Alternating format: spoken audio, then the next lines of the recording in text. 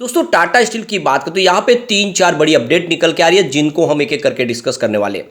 Tata steel Tata group की सबसे पुरानी और मजबूत कंपनी है, लेकिन इसकी प्राइस बहुत नीचे है और इसके पीछे वजह है कि ग्लोबल सेक्टर में स्टील सेक्टर पिछले एक साल से बहुत ज़्यादा दबाव में रहा, रसिया यूक्रेन के युद्ध की वजह से और इन्फ्लेशन की वजह से। और डोमेस्टिक मार्केट में भी इतनी डिमांड नहीं थी, लेकिन अब डिमांड निकलने लगी है और जो ग्लोबल रीजन थे वो भी अब धीरे धीरे सेटल होते हुए दिखाई दे रहे हैं। तो यहाँ पे एक ज़बरदस्त तेजी का दौर शुरू हो सकता है। ऐसे में क्या हमें इस समय टाटा स्टील में इन्वेस्टमेंट करना चाहिए या फिर स्टॉक फिर से 2 डिजिट में जाने की संभावना बनी हुई है? तो इस सारी वीडियो के माध्यम से उन सारी संभावनाओं को तलाशेंगे और जानने की कोशिश करेंगे स्टील सेक्टर के इस मजबूत खिलाड़ी में दाव लगाना चाहिए। सबसे जो बड़ी बात है कि टाटा स्टील आने वाले समय में अपने बड़े मर्जर प्लान के साथ आगे बढ़ रही है और इस मर्जर के बाद में इसकी साइज और बिजनेस बढ़ने वाला है। तो क्या उसके बाद यहाँ पे एक ज़बरदस्त तेजी का दौर शुरू होगा और क्या ये हमें एक मल्टी बैगर रिटर्न दे सकता है? वैसे आपको पता होगा इसकी प्राइस 1000 के आसपास थी साल भर पहले, उसके बाद में इसको स्प्लिट किया गया। 10 रुपीज़ की फेस वाली थी, उसको 1 रुपीज़ में बदला गया और इसकी वजह से इसकी प्राइस 100 के आसपास आई और तब से यहाँ पे वॉल्यूम बढ़ा है, लोगों का रुझान बढ़ा है। तो क्या इन्वेस्टमेंट करना चाहिए? इन सारी बातों को समझेंगे इस वीडियो के माध्यम से। सबसे पहले अगर हम फ्राइडे के ट्रेडिंग को देखें तो स्टॉक 104 पर क्लोजिंग दी है, जहाँ पे 0.87% की तेजी थी। तेजी इतनी बड़ी नहीं थी क्योंकि बाजार में बहुत ही ज़बरदस्त तेजी हमने देखी है, करीब 1000 पॉइंट की, लेकिन स्टील सेक्टर में इतनी बड़ी खास तेजी नहीं थी। और जो तेजी बनी उसके पीछे आईटी सेक्टर था, आईटी सेक्टर बहुत ज़बरदस्त दौड़ा और पीएसयू बैंकों में ज़बरदस्त तेजी थी, उसी वजह से और उस पर से रिलायंस का साथ मिला क्योंकि रिलायंस अपने एक शेयर के ऊपर एक शेयर मुफ्त में देने जा रही है, रिलायंस जियो फाइनेंशियल सर्विस का। टाटा स्टील की परफॉर्मेंस देखें तो 82 इसका 52 वीक का लो है और 138 52 वीक का हाई है। स्टॉक इस समय 104 के आसपास है, यानी आप देखें तो काफ़ी ज़्यादा करेक्ट हो चुका है ऊपर के लेवल से, लेकिन अभी भी इसके निचले लेवल से काफ़ी ऊपर है। तो यहाँ पे जो बड़ी अपडेट निकल के आ रही है, टाटा स्टील की जो 7 कंपनियाँ हैं वो 2024 में लगभग मर्जर हो जाएगी, यानी अभी थोड़ा समय बचा है और इस मर्जर की प्रक्रिया आगे बढ़ रही है और आने वाले समय इसके ऊपर जल्दी से जल्दी इसको पूरा करने का टारगेट रखा गया है।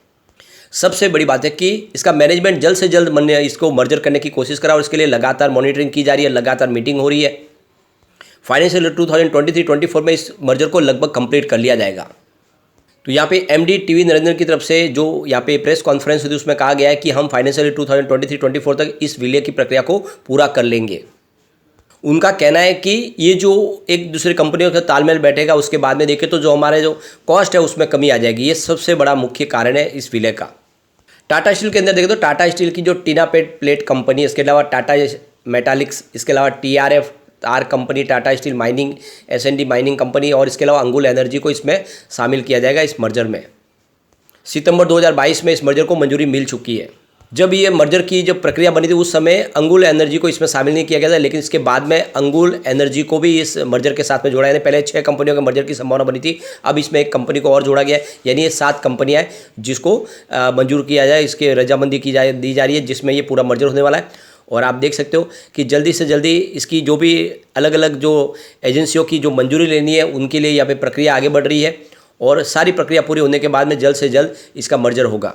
सबसे बड़ी बात है यहाँ पे प्रॉब्लम होगी, अलग अलग यूनियन बनी हुई है अलग अलग कंपनियों की, उनका सबका मर्जर कैसे किया जाएगा, उन अलग अलग यूनियनों का जो संचालन है वो अलग अलग लोग कर रहे हैं, उन सबको एक साथ कैसे मिलाया जाएगा, ये सबसे बड़ा प्रश्न उठ रहा है, लेकिन इसके भी रास्ते निकाल दिए जाएंगे।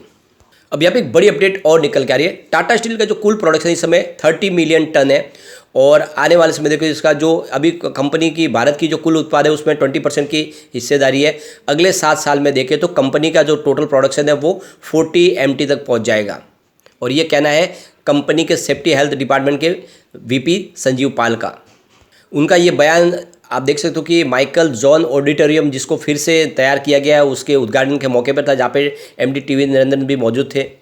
संजीव पाल ने कहा कि जब मैंने कंपनी ज्वाइन की थी उस समय कंपनी का प्रोडक्शन मात्र 2 मिलियन टन था, आज 30 मिलियन टन पर पहुंच गया और अगले साल में हम इसको 60 मिलियन टन तक भी पहुंचा देंगे। तो कुल मिला के आने वाले समय टाटा की जो प्रोडक्शन लिमिट है वो डबल होने की संभावना बन रही है और इस वजह से कारोबार बढ़ेगा। तो ये एक्चुअल में मौका इस समय एक लॉन्ग टर्म का नजरिया लेकर टाटा स्टील में इन्वेस्टमेंट किया जा सकता है। एक बड़ी अपडेट और निकल के आ रही है, जमशेदपुर में देख सकते हो art gallery for central for excellence की यहाँ पे ओपनिंग की गई है। ये जो आर्ट गैलरी बनाई गई इसका उद्घाटन टीवी नरेंद्र के हाथों से हुआ है और आप देख सकते हो कि लगातार बहुत सारे ऐसे काम जो टाटा स्टील लोगों के भले के लिए और लोगों के जीवन को सुधार के लिए करते रहते हैं। आप देख सकते हो इस आर्ट गैलरी के माध्यम से जमशेदपुर में लोगों को एक नया अनुभव होगा और जानकारी मिलेगी उस समय की, जो पुराना इतिहास है टाटा स्टील का, उस इतिहास से लोग रूबरू हो पाएंगे। इस आर्ट गैलरी के अंदर अलग अलग आर्टिस्टों के आपके देखो सारे के सारे जो पिक्चर वगैरह यहाँ पे डिस्प्ले किए गए हैं और टाटा स्टील का यहाँ पे जो जर्नी है उसको भी इस आर्ट गैलरी के माध्यम से दिखाया जाएगा, किस तरह से टाटा स्टील की शुरुआत हुई। सबसे बड़ी बात है कि इस आर्ट गैलरी के अंदर आप देखें तो एम.एफ. हुसैन, इसके अलावा मेलिया मिरिंडा, आर.के. लक्ष्मण, इन सब के यहाँ पे आपको आर्ट्स और इस पिक्चर दिखाई देंगे इस गैलरी के अंदर, जो एक काफ़ी शानदार गैलरी है। और आने वाले समय में ये लोगों के लिए इसकी जो शुरुआत होगी, लोगों को काफ़ी ज़्यादा इसमें जानकारी देखने को मिल जाएगी। अब यहाँ पे एक बड़ी अपडेट और निकल के रही है, टाटा स्टील और ज़्यादा इन्वेस्टमेंट करने जा रहे हैं। इसके लिए आप देखें तो टाटा स्टील ने 3 अप्रैल का समय रखा है, जहाँ पे टाटा स्टील के जो मुख्यमंत्री भी वहाँ पे शामिल होंगे। तो ये आप देख सकते हो मुख्यमंत्री हेमंत सोरेन बिस्वा इस सेरेमनी के अंदर शामिल होंगे, जहाँ पे 3 अप्रैल को जमशेदपुर के टीन प्लेट कंपनी में ये कार्यक्रम रखा गया और करीब 1200 करोड़ का यहाँ पे नया निवेश किया जाने वाला है। तो यहाँ पे देख सकते हो टाटा स्टील हमेशा समाज सेवा के लिए सबसे आगे रहते हैं और लोगों के भले के लिए हमेशा वो तैयार रहते हैं।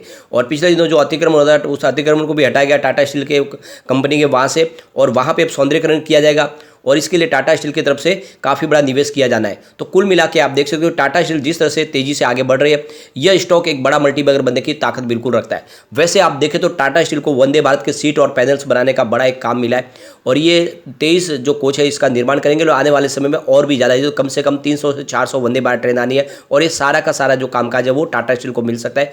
तो ऐसे में टाटा स्टील में आपको बिना डरे इसमें इन्वेस्टमेंट करना चाहिए। एक लॉन्ग टर्म का निवेश यहाँ पे किया जाता है। एक लंबी रेस का ये घोड़ा है जो आने वाले समय आपको मालामाल कर देगा। अगर आप इसकी परफॉर्मेंस देखें तो लगातार आपको इसका प्रॉफिट रेवेन्यू बढ़ता हुआ दिखाई देगा। आप देख सकते हो 2018 में 1,32,155 करोड़ का जो रेवेन्यू था वो 2022 में बढ़ के 2,43,959 करोड़ तक पहुंच गया। जबरदस्त वृद्धि हुई है। इसके अलावा कंपनी के प्रॉफिट को देखें तो 2018 में 17,530 करोड़ का जो प्रॉफिट था वो 2022 में बढ़ के 41,100 करोड़ तक पहुंच गया। आप देख सकते हो बहुत ही ज़बरदस्त उछाल रहा है। अगर इसके ईपीएस को देखें तो काफ़ी वृद्धि हुई है। 2018 में जहाँ पे 128.12 रुपीज़ के आसपास था, जो 2022 में 332.35 रुपीज़ तक पहुँच गया है। अब वैसे अगर आप देखें पिछले एक साल में थोड़ा सा आपको कारोबार डाउन होता हुआ दिखाई देगा और इसके पीछे वजह रही कि इन्फ्लेशन का प्रॉब्लम और रशिया यूक्रेन का युद्ध। दिसंबर 2021 में 60,783 रुपीज़ का रेवेन्यू था, जो दिसंबर 2022 में कम होकर 57,084 करोड़ तक पहुँच गया। इसके अलावा कंपनी को पहली बार लॉस हुआ है दिसंबर 2021 में, जहाँ पे 9,573 करोड़ का बम्पर प्रॉफिट था वो लगातार कम होते होते आप देखिए सितंबर में मात्र 1,514 करोड़ के आसपास रह गया और दिसंबर क्वार्टर में 2,224 करोड़ का लॉस हुआ। लेकिन इस बार रिजल्ट कुछ बेहतर रहने की संभावना और हो सकता है कि इस बार कंपनी अपने लॉस को खत्म करे। अब यहाँ पे एफआई की बात करें तो फिलहाल अच्छी खासी यहाँ पे होल्डिंग है जो लगातार बढ़ी। दिसंबर 2021 में उनकी 21.36% की होल्डिंग थी, जो दिसंबर 2022 में 21.87% हुई है। इसके अलावा अगर आप देखें तो डीआई की होल्डिंग भी बढ़ी है। दिसंबर 2021 में 18.2% के आसपास होल्डिंग थी, जो दिसंबर 2022 में 20.50% हुई है। यानी एफआई डीआई ने दोनों निवेश बढ़ाया है, लेकिन जनरल पब्लिक की होल्डिंग घटी है। दिसंबर 2021 में जहाँ पे 26.51% के आसपास की होल्डिंग थी, जो दिसंबर 2022 में 23.73% के आसपास आ गई है। कुल मिला के यह स्टॉक बहुत अच्छा है और इसमें दाव लगाया जा सकता है। एक नजरिया लॉन्ग टर्म का है तो ये आने वाले समय आपको मालामाल कर सकता है। एक बार इसके पीवट लेवल को चेक कर लेते हैं। यहाँ से अगर गिरावट होती है तो 100 का पहला सपोर्ट है, ये टूट गया तो स्टॉक 97 तक जा सकता है और बाजार में गिरावट हुई तो फिर 93 का तीसरा सपोर्ट देखने को मिलेगा, यानी बड़ी गिरावट में 93 तक जा सकता है। पॉजिटिव माहौल बना तो 108 का फर्स्ट रेजिस्टेंस है, इसको पार करते ही स्टॉक आपको 112 तक जाता हुआ दिखाई देगा और वहाँ तक पहुँच गया तो फिर 116 भी जा सकता है। तो बिल्कुल इस स्टॉक में आपको दाव लगाना चाहिए। मुझे लगता है आने वाले 5 साल में ये फिर से 1000 को टच कर सकता है। लेकिन फ्रेंड, कोई भी इन्वेस्टमेंट करने से पहले अपने फाइनेंशियल एडवाइजर के बारे में ले ले या अपना खुद का रिसर्च करें, क्योंकि मैंने वीडियो आपके एजुकेशनल पर्पज़ के लिए ही बनाया। वीडियो पसंद आए तो लाइक से जरूर कीजिए और चैनल को सब्सक्राइब कर दीजिए। Thank you friend.